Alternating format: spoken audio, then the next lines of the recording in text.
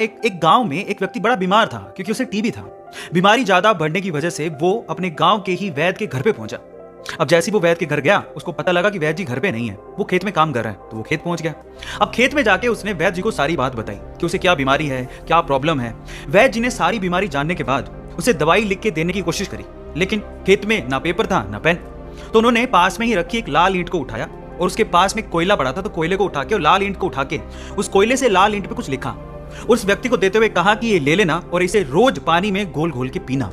अब प्रॉब्लम ये थी कि वो व्यक्ति अनपढ़ था, वो वैद्य जी की बात को ठीक से समझ नहीं पाया, लेकिन वो उस ईंट को लेकर घर चला गया और 3 महीने बाद वापस लौट के वैद्य जी के पास आया और कहता है कि वैद्य जी, आपके द्वारा दी गई दवाई से मैं आधा तो ठीक हो चुका हूँ, अगर आप मुझे वो दवाई दोबारा दे दें तो शायद मैं पूरा ठीक हो जाऊं। तो वैद्य जी ने कहा, मैंने तुम्हें दिया तो था। तो व्यक्ति क्या कहता है, ध्यान से सुनिएगा। वो व्यक्ति कहता है कि ईंटें तो हमारे घर पे भी पड़ी हैं, लेकिन उस ईंट पे जो आपने मंत्र फूंक के दिया था, अगर वो दे दें तो मेरा काम बन जाए। तो वैद्य जी हैरान रह गए। उन्होंने पूरी बात पूछी तो पता लगा कि वो व्यक्ति पिछले 3 महीने से उस ईंट को पानी में घोल घोल के पी रहा है, लेकिन फिर भी वैद्य जी ने उसको कुछ नहीं कहा, सच्चाई बताई नहीं। पता है क्यों? क्योंकि उसे उस इलाज में विश्वास था और वो ठीक हो रहा था। वैद्य जी ने फिर से ईंट ली और फिर से उस ईंट पे कोयले से दवाई लिख के उसे दे दी और वो बंदा पूरी तरह से ठीक हो गया। अब आप लोग कहेंगे कि कैसे बच्चों वाली कहानी है, नहीं, लेकिन यहाँ पर समझने और सीखने लायक बहुत सारी चीजें हैं। यहाँ सीखने लायक बात यह है कि दवाई लेने के साथ साथ आपको इस चीज पे भी विश्वास होना चाहिए कि इस दवाई को लेने के बाद मैं पूरी तरह से स्वस्थ हो जाऊंगा।